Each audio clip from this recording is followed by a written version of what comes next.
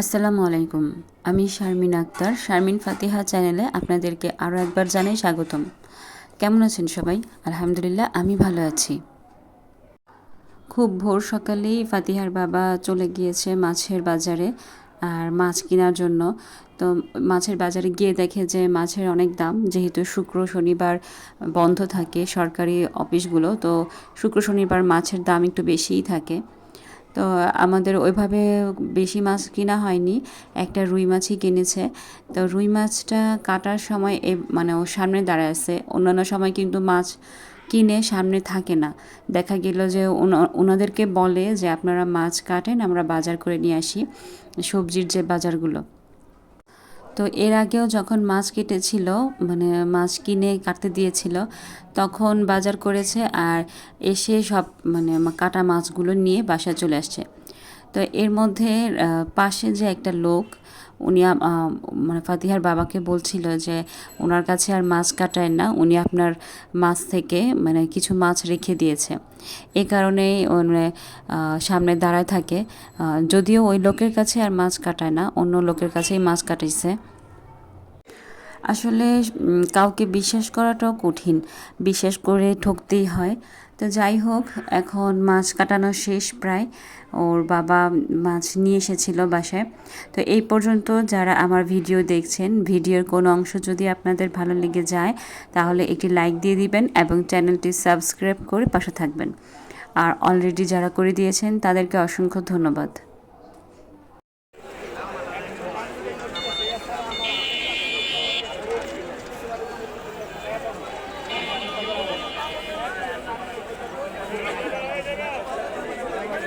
তো মাছগুলো বাসায় আনার পর আমি সব ঢেলে দেখছি যে আসলে পরিমাণ ঠিক আছে কি না।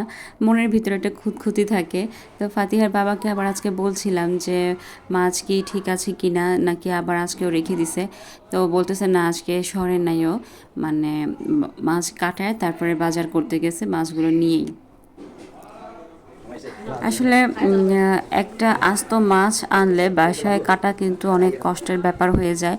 আর যদি মানে যেহেতু আমাদের মাছ কাটার ওইরকমভাবে অভ্যাস নেই, এজন্য এত বড় মাছ কাটতে অনেকটাই কষ্ট হয়। আর ঘরও অনেক নোংরা হয়, ওগুলো পরিষ্কার করতে করতে অনেক সময় যায়। এজন্য যদি 40-50 টাকাও নেয় একটা মাছ কাটতে, আমার মনে হয় তাও ভালো, যে ঘরের মানে ঝামেলাটা আর হচ্ছে না। তো আমি মাছগুলোকে একটু ভালো করে পরিষ্কার করে নিচ্ছি, যেহেতু ফ্রিজে রেখে দিব। তাছাড়া আম্মা আব্বা থাকলে আর ঝামেলা হতো না, আম্মা আব্বা দুজনে মিলে আমাদেরকে অনেকটাই হেল্প করে। প্রায় অনেক দিনই ছিল, এখন চলে গিয়েছে। বাসার অবস্থা খারাপ, ওইখানে পরিষ্কার টরিষ্কার করতে হবে সব কিছু। রুই মাছ কিন্তু আমার অনেক পছন্দ। আপনাদের কার কোন মাছ পছন্দ, যদি আপনারা আমার ভিডিওটা দেখেন তাহলে প্লিজ কমেন্টে জানাবেন।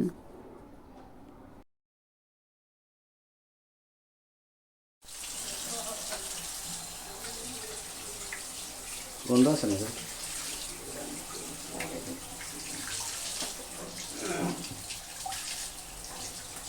গন্ধ দিলাম।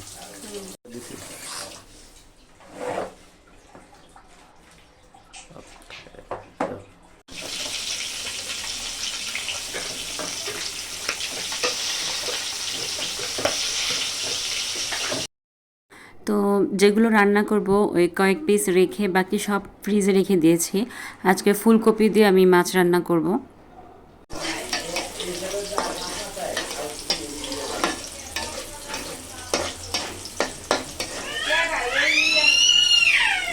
ফুলকপি দিয়ে রুই মাছের তরকারিটা কিন্তু অনেক যায়, আমার অনেক ভালো লাগে রুই মাছ আর ফুলকপি। আর শীত আসলে তো আমি প্রায় 2 থেকে 3 দিন সপ্তাহে ফুলকপি তরকারি খাই। অন্যান্য মাছও ভালো লাগে, শিং মাছ, তারপর মানে সমুদ্রের কিছু মাছ আছে, ওগুলো দিয়েও ফুলকপির তরকারি ভালো লাগে। তবে আমার মনে হয় যে রুই মাছটাই বেশি বেটার।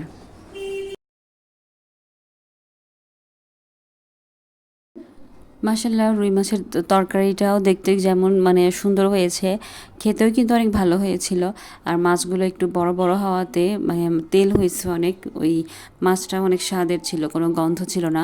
অনেক সময় কিন্তু রুই মাছ একটু গন্ধ থাকলে খাওয়া যায় না, অনেক মাছের মধ্যে গন্ধটা হয়। তো ফাতিহার বাবা আবার যেগুলো আনে ওগুলো গন্ধ হয় না, মাশাল্লাহ ভালোই হয়। তো আজকে এই পর্যন্তই, আল্লাহ হাফিজ, আসসালামু আলাইকুম।